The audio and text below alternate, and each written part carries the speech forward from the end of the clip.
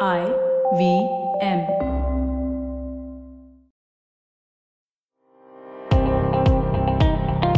Welcome to All Things Policy, a daily podcast supported by Pragati, a flagship media initiative of the Takshashila institution.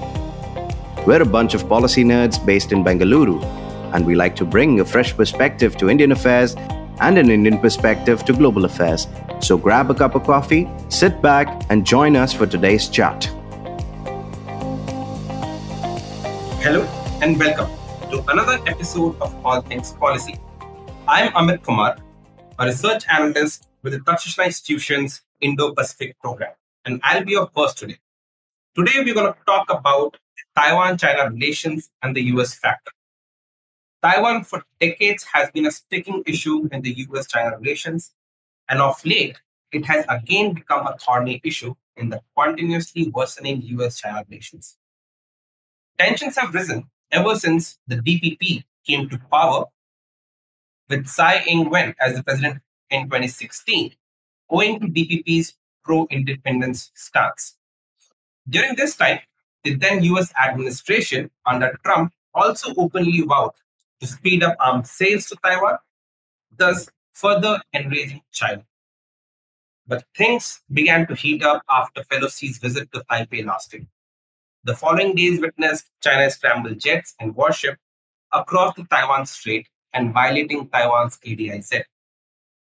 China repeated the aggressive maneuvers in the aftermath of Tsai Ing-wen's stopover in California in April this year. The increased aggression on the part of Chinese and Xi Jinping's unswerving commitment to reunify the island with the mainland, whether by peaceful means or force, have propelled the observers to predict a crisis in the near future, although timelines differ. Amidst all this geopolitical drama, I have with me my colleague from Takshashila, Anushka Saxena, to talk more on the issue. Anushka has been dedicatedly following the US-China-Taiwan dynamics for quite some time now, has written several pieces on the subject, and has recently published a position paper on the same. Welcome, Anushka. Thank you, Amit. Happy to be here. It's a pleasure. So, Anushka, tell us more about your paper and the recent developments in the cross-strait relations. Thanks for that, Amit. So, recent developments in the cross-strait relations focus on this idea which has intensified under Xi Jinping, as you yourself mentioned it in your introduction, that reunification with the island of Taiwan is a fundamental element of what the CCP calls China's great dream of national rejuvenation. And under Xi Jinping, this has borne a more military and aggressive kind of nature and format, with China responding to any American overtures towards Taiwan or vice versa with full force and military deployment in the Taiwan Straits.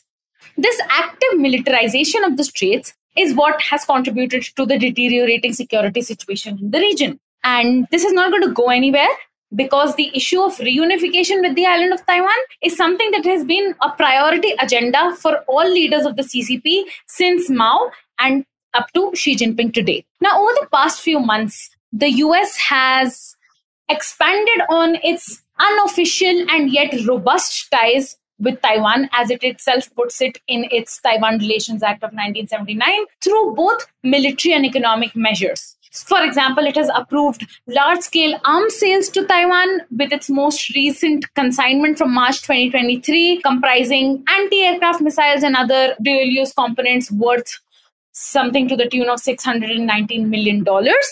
And Taiwan has also received US radar systems in the past in a consignment to the tune of $1.1 billion. And we have also received news just 2 days ago that from the Taiwanese premier that the US and Taiwan are now progressing on the first leg of the 21st century trade initiative between the two entities. And the both sides have said that the deal is very fruitful and productive because it streamlines customs procedures for imports, establishes support for SMEs, and overall it seeks to raise trade-linked transparency. And so China sees this closeness between the US and Taiwan as a red line the US is crossing, and it responds accordingly. This is why last year we saw the Chinese Communist Party used the PLA to overreact to Nancy Pelosi's visit to Taipei with live fire exercises, military drills, and other such measures that fell short of direct military action, but included attacks, cybersecurity attacks on Taiwanese infrastructure, mental manipulation of the Taiwanese population and its sentiment, and of course, more recently, comparisons between the situation in Taiwan and the situation in Ukraine. And we have seen similar Chinese overtures take place with Tsai Ing-wen's transit to the US, where she was eventually headed to Guatemala. But on her stop in the US, she met with various American representatives from academia, industry, think tanks, and of course, the big meeting was the one that Tsai Ing-wen had with US House Speaker Kevin McCarthy, and that again invited a very aggressive response from the PLA, with it again launching missiles in the Taiwan Strait and overall threatening peace and stability in the region. And these live fire exercises that the PLA conducted both last year and this year in 6 zones around the island of Taiwan are similar to the ones that the PLA Navy conducted during the Taiwan Straits crisis in 1955-56 as well, and in the 95-96 crisis. Only the number of zones has increased from 3 to 4 to 6 in the past few months. And this is not just the only way China is constraining Taiwan's diplomatic options. At the international stage too, China attempts to restrict Taiwan's diplomatic space. For example, we saw during the pandemic that China did not want Taiwan to engage with the World Health Assembly as an individual and separate entity. And now, why Tsai Ing-wen was visiting Guatemala was because both Guatemala and Belize was because this was supposed to be a show of diplomatic strength in the backdrop of Honduras severing ties with Taiwan or the Republic of China in favor of mainland China or the People's Republic. And this happened in late March. And the reason, in Tsai Ing-wen's own words, for Honduras severing these long-held ties was that China had tried to convince Honduras through its meaningless contest of dollar diplomacy, which Taiwan does not want to, and frankly, let's face it, cannot compete with. And Guatemala is now one of the 13 left diplomatic allies of PRC, and indeed the most populous one. And so this visit was also kind of a message that whatever partners Taiwan is left with are the strongest that it still has. Of course, there is also some closeness between Taiwan and its allies in the European Union. For example, Taiwan and Lithuania are coming close. Taiwan has announced an investment of $200 million into Lithuania. Last year, Lithuania allowed Taiwan to open a representative office by the name of Taipei in Vilnius. And Taiwan has also joined 11 memorandums of understanding with Czechia. And of course, all of these have been seen by China as measures that kind of cross a red line for it, and China has retaliated with sanctions on EU entities accordingly. And so this situation continues to develop. Taiwan continues to find space for itself in the international realm. And at the same time, China continues to respond to it in a manner that is aggressive and frankly disturbs and erodes the status quo in the region. And so in this context, what my paper talks about is 4 sections. First, it gives a backdrop of these recent events. Then it goes on to talk about the public opinion within Taiwan, because there are 2 sides to the story. And even though China wants to reunify more than anything, that might not be Taiwanese might not share that sentiment. The third section of the paper discusses the debate on reunification by force, because ultimately that's what is leading to all of this speculation on timelines and when to be militarily prepared for it. And finally, it talks about India's options in the event of a Taiwan Strait crisis or conflict, because any disruption of peace and stability in the general region of Taiwan will obviously impact Indian and frankly global interests. The paper also has an annex where I attempt to discuss, of course, in tandem with my colleagues at Takshashila, some of the military, economic and technological signs one could potentially look out for in predicting potential invasion of Taiwan. And these are not telltale signs in any way, but could make for a fun conversation if one likes. Well, from a description, it really looks like Taiwan is in for a challenging times for the foreseeable future, and that China is really doubling down on the reunification attempts. So let me ask you this. How does the domestic public opinion look like in Taiwan, apart from the generic noises that we usually hear in the mainstream? What meaningful insights do you have on this? Right. So I'm not sure how meaningful they would be, but I'd like to back them with some evidence of what public opinion looks like. So, of course, both state and non-state actors like academia and think tank conduct regular public opinion surveys in Taiwan on what the Taiwanese people feel about the idea of reunification or what they think of their own identity vis-a-vis China. Do they think they're singularly Taiwanese?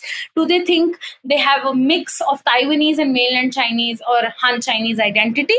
Or do they associate with their ancient and cultural roots? And this is a very important subject in Taiwan, the measuring of this public opinion, because it also influences the political landscape of the island. And most importantly, the results of these elections not only affect the people within the island, but also on the mainland and in the rest of the world. And they form for our understanding of how the Taiwanese people perceive the reunification question. So in March 2023 itself, the Mainland Affairs Council of Taiwan conducted a survey on public's view on current cross-strait relations. And of course, as you'd think, I think these are the general noises that you're referring to, is that 90% or close to 90% of the surveyed population said that they want to maintain a variation of the status quo between the two sides. Not exactly independence or secessionism, as China puts it, and not exactly complete and willful reunification with China. But they say what the current situation is, let it be that way. And by variations of the status quo, I mean that they want the status quo to be maintained for as long as possible, and they would either debate independence later or they would debate reunification later. And now I'd like to take this survey with a pinch of salt because it's government backed. But even if you look at other surveys, say those conducted by Pew or those conducted by the NCCU Election Studies Center, which comes out with a regular iteration, they all say that this number will be relatively moderate as compared to the 90% of the Mainland Affairs Council, but they say around 60 to 70% of the population has unfavorable views of China and opposes reunification or closer political relations with the mainland. Now, this is, of course, what the people think. And the people also say in large numbers, close to 80%, that their identity is mostly Taiwanese, or it's a mix of Taiwanese and Chinese identity, and very little to no sections of population associate their identity with ethnic Han Chinese root. But apart from that, the business community of Taiwan, which has been the main reason why China and Taiwan have continued to focus on and foster closer relations, because it profits so much from its business in China. It has that sense of familiarity in the Chinese economic landscape. It has family back there. It has established roots in the market and understands it deeply for a long time. Is also now thinking of moving out of China. If not relocating its current business establishments, then shifting the focus of its future investments away from China. And the Center for Strategic and International Studies based out of the US did a very interesting survey on this. And they said close to 76% of the business respondents agreed with the statement that Taiwan needs to reduce its economic dependence on mainland China. And their most preferable option after China was, of course, the US. So cumulatively, and accounting for the error factors across all of these surveys and public opinion referendums, the opinion within both the people and the businesses in Taiwan indicates intensifying hostility towards mainland China, both sociopolitically and economically, and culturally too. The Taiwanese population is no longer willing to identify with their history and China. Doesn't mean that they want any independence or, like I said, secessionism in Chinese words, but they want the indefinite maintenance of status quo because it is like de facto independence for them. They can function with their democratic institutions. They can function with a passport that says Republic of China. They can say openly that they have a Taiwanese identity, but neither do they have to worry about inviting a military invasion from China because they've now seceded, and nor do they have to live under the CCP's authoritarian rule. Right. So for our listeners, what is important to understand is that the status quo continues to be the most favorable option for the Taiwanese domestic politics. And it is also prudent, frankly, I mean, both for the region and the world at large, as it seeks to keep the conflict at bay and the tensions at bay. Anyway, my another question, a rather important one in this regard to cross-strait relations, pertains to the use of force by CPC. So, I mean, as both agree, and the CPC has never renounced the use of force to reunite Taiwan with China or the mainland. Considering this position of the CPC, what are your thoughts on this, and how likely is it for China to use force towards this reunification campaign? Right. So, of course, that has been a hard question to answer for everyone. But what my paper essentially says is, and as I mentioned earlier also, that Taiwan has and will continue to form a core tenet of the great rejuvenation of the Chinese nation. And we see last year as one of its many retaliatory measures to Pelosi's visit, China released its third white paper on Taiwan. The first two were released in 1993 and 2000 respectively. And that paper also reiterated that sentiment that complete reunification is the greatest dream and the shared aspiration of the sons and daughters of China. And it also argues that the differences in the social systems between the two entities are neither an obstacle to reunification nor a justification for secessionism. This is from the paper itself. And so we clearly see that not only has China not renounced the use of force, China also actively puts it on the table in case anything goes haywire in its definite plan to reunify. But we should also look at some of the legislations China has come out with on when does it think it could likely use force. Now, and of course, these should be taken with a pinch of salt because the CCP makes and breaks these legislations and it can follow them to the word or to a word that it believes in as and when it likes. So China has actively promoted peaceful means of unification until one of the three ifs, which are listed under Article 8 of this law called the Anti-Secession Law of 2005, they come true until one of the three ifs or all of the three ifs come true. And these are: if Taiwan independence secessionist forces should act under any name or by any means to cause the fact of Taiwan's secession from China, or if major incidents entailing Taiwan's secession from China should occur, or if possibilities for a peaceful reunification should be completely exhausted. So if one of these three things, that is, if independence forces take over the government one day and declare Taiwanese independence, or if US or an external intervention leads China to secede, Taiwan to secede from China, or if Taiwan tells China right away that it will not engage in any conversation on reunification with it any further, then these would be the three situations where China would actively use force, and it tells the world that it will. But at the same time, we should also know and believe that China would not do so, and it would use military measures that fall short of an invasion for two reasons. One is that a situation of conflict would yield undesirable implications for China itself. China is extensively integrated with the global supply chains, with Taiwan's massive semiconductor industry, and the overall lives and livelihoods of all military stakeholders involved as well. And so this is no new fact that China is obviously looking at Russia's invasion of Ukraine and drawing some lessons from it. China would have to face sanctions, would have to face major loss of life. China's economy is already flailing. And so on any of the recent timelines like 2024 or 27, of course, who can tell about way into the future, this kind of use of force seems improbable, at least to me. The second point is that, and Jude Blanchett and Jared D. Pippo put it in a very beautiful manner, that reunification with Taiwan through force would be a Pyrrhic victory for China, which means, and which is my second point, is that if China tries to invade and say it wins over Taiwan in this, and there is on paper reunification, China would have a hard time governing a population that is unwilling to live under the authoritarian regime. Taiwanese people know by heart by now that one country, two systems does not work. They have seen China erode that system in Hong Kong.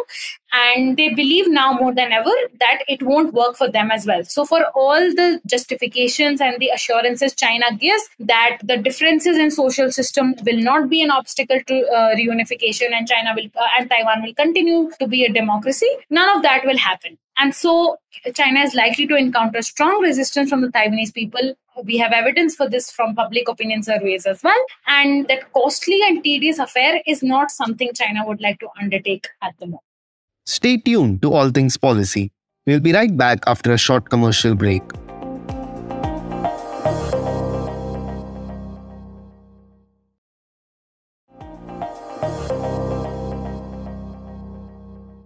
All right. So China's efforts to reduce pressure on the Pacific front might not yield the expected results if it chooses to, reunify with the island through forceful means. And the prudent policy and activities by the concerned parties would be to avoid a conflict situation.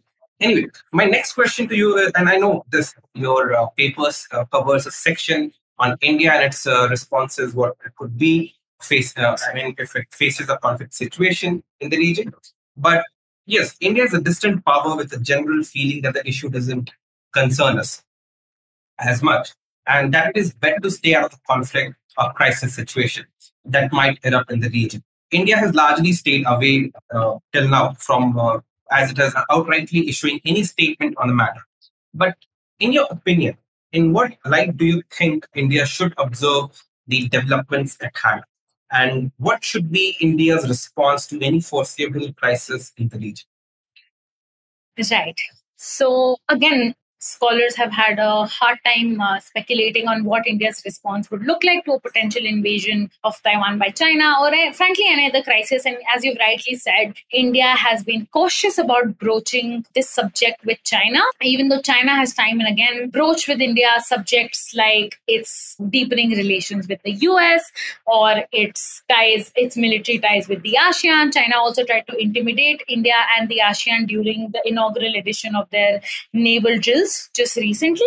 And so even though China has been all up in India's backyard, India hasn't responded in that similar manner. And I did an elaborate podcast with Mr. Vijay Gokhale, who was the former Foreign Secretary of India, just a couple of weeks ago on this, because he wrote a brilliant paper on what India's options look like during a Taiwan Strait crisis. And I think the conclusion among long-time scholars on the subject and even among some of the political elites is that there needs to be a discussion on strengthening India's policy towards Taiwan. India will obviously have to brace the consequences of any crisis in the Taiwan Strait, ranging from disruptions in trade to potential aggravation of Chinese maneuvers along the line of actual control. Of course, nobody can tell exactly how the border situation will play out then, but there can be potential scenarios where China tries to save face with increasing aggression on the border.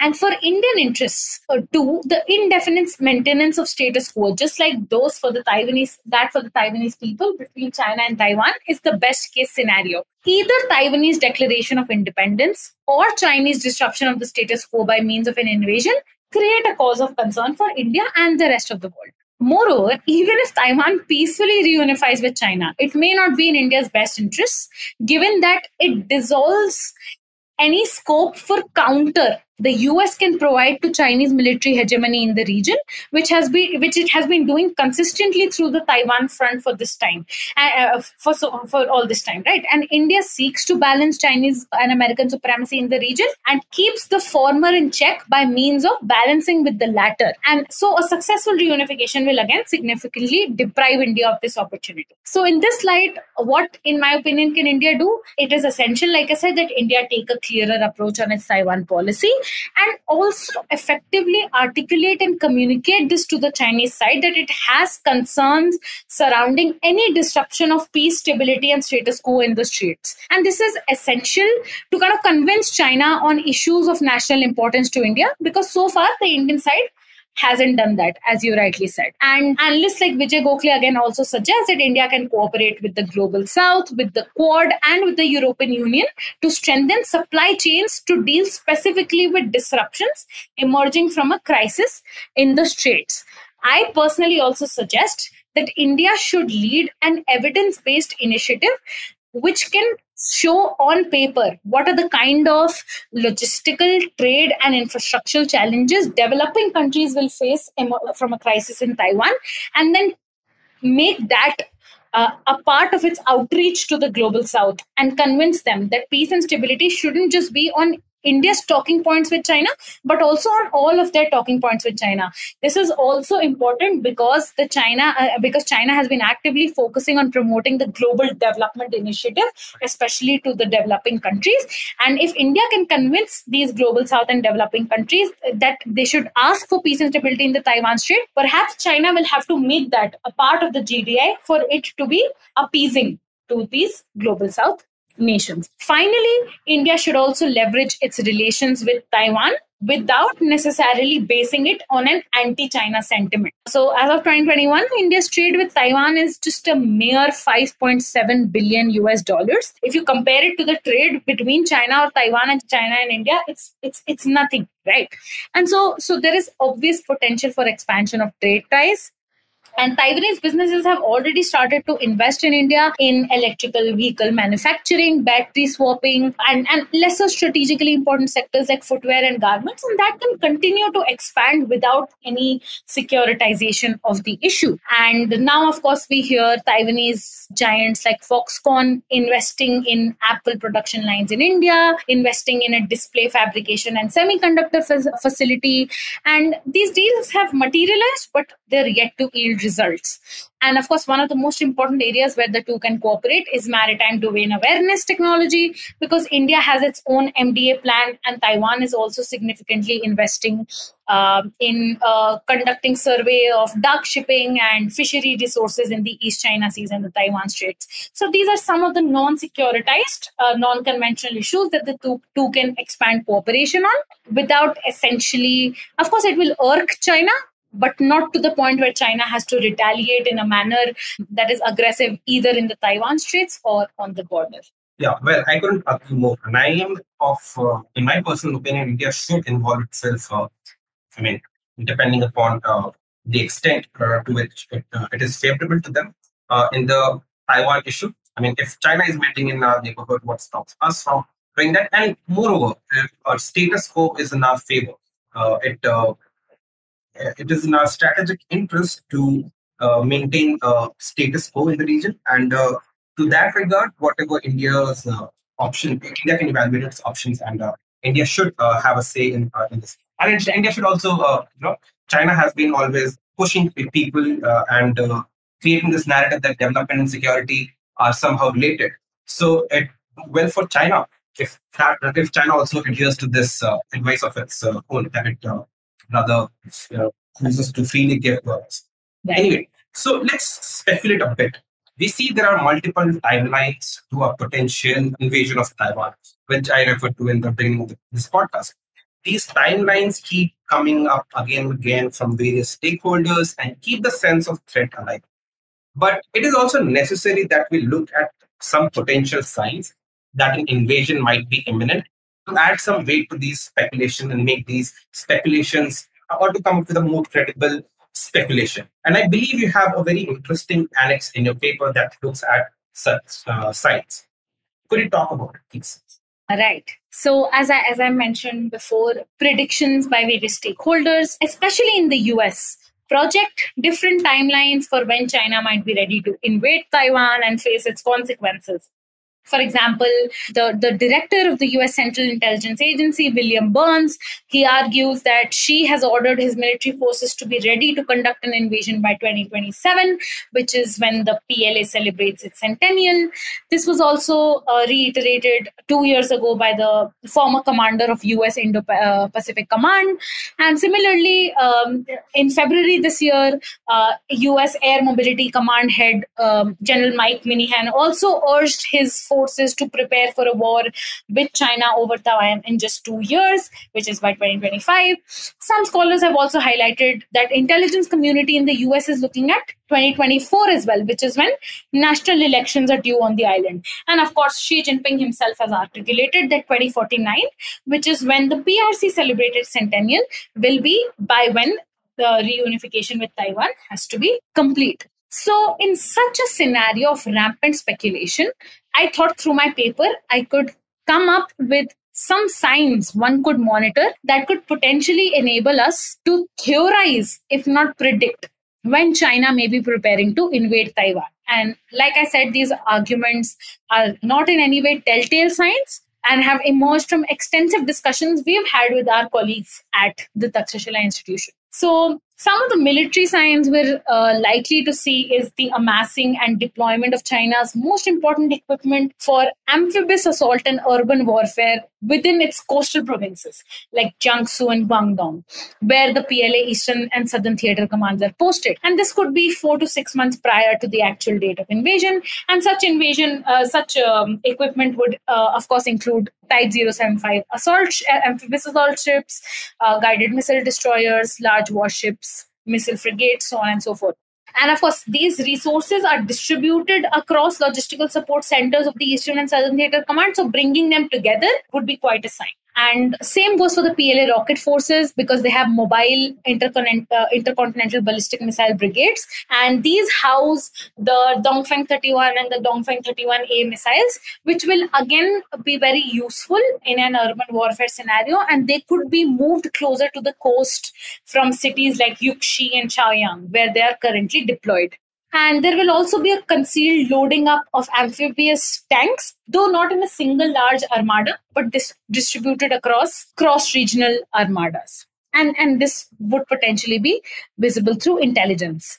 What would also be visible through geospatial intelligence would be extensive building of field hospitals, emergency units, and shipyards close to bases in the Eastern and Southern Theater Command, because we see this with Russia, for example, that intelligence showed just a few days before the invasion of Ukraine on 24th February 2022 that Russia was building a field hospital close to its border with Belarus. And we could also see mobilization of contingency reserves and contingency forces in the PLA. So the PLA has a reserve force called the Contingency Logistics Support Brigade, and these are modular ad hoc units that provide rapid support in the case of a conflict in the main operational direction, which in this case would be Taiwan. And this mobilization of civilian personnel in the PLA contingency logistics support brigades could be a potential sign. And finally, we could see some intensification of the focus on use of social media by soldiers. So soldiers can often be incompetent in such cases and may reveal the excitement that comes to them from the use of new equipment or visiting new bases on their social media accounts. And this could see an intensification of regulations. Then there are, of course, economic signs where China would try to make the best of the reserve, the foreign exchange reserves it would have available. It has US dollar reserves more than $3 trillion. And we could see some of it being converted to gold, because gold is still a coveted standard in the international sphere. But I don't know how useful that would be. Neither would it be useful for China to dump all of this and aim or hope to hurt the US. Ultimately, it will have to find a way to trade with entities or countries that are okay with circumventing sanctions and still utilizing China's dollar reserves, or trading in the Chinese currency, which is the renminbi. We could also see the Chinese People's Bank liquidating assets from the New York Federal Reserve. Almost all banks in the world have an account with the New York Fed, and we see that Russia's account was the first to be freezed when it invaded Ukraine. So we could likely see the PBOC liquidating some of its assets before the invasion, because it wouldn't want all of its money to be freezed that way. And of course, there will be a greater restriction on the flow of both capital and talent from within the country. And finally, there would be a gradual and a continued narrative shift domestically within China, wherein CPC officials and party-backed platforms would talk about the need for people of the country to unite, prepare for revolution and reunification, and at the same time, they would have to focus on preparing for hard times socially and economically. John Culver, who's the former US National Security Advisor, said that the word he used was austerity. So the Chinese government will be convincing its people to prepare for austerity. And so if we could look at and monitor some of these signs, maybe we could hint at potential invasion in just a few months after the intensification of such measures. Like I said, this is pure speculation, and some of it could come true, some of it may not, but it's at least what we should look out for. Well, that's really quite fascinating and did give us some framework to look out for and to make some informed predictions. I had a lot to take away from this conversation, and I hope our listeners enjoyed it too and gained something substantial on the issue besides what is usually fed in the mainstream. On that note, it will be a wrap from our end. And please do not forget to visit the Takshashila website and read Anushka's paper on the subject. I'm sure our listeners will benefit from it. Thank you for your time, Anushka. It was a pleasure hosting. Thank you. Thank you, Amit.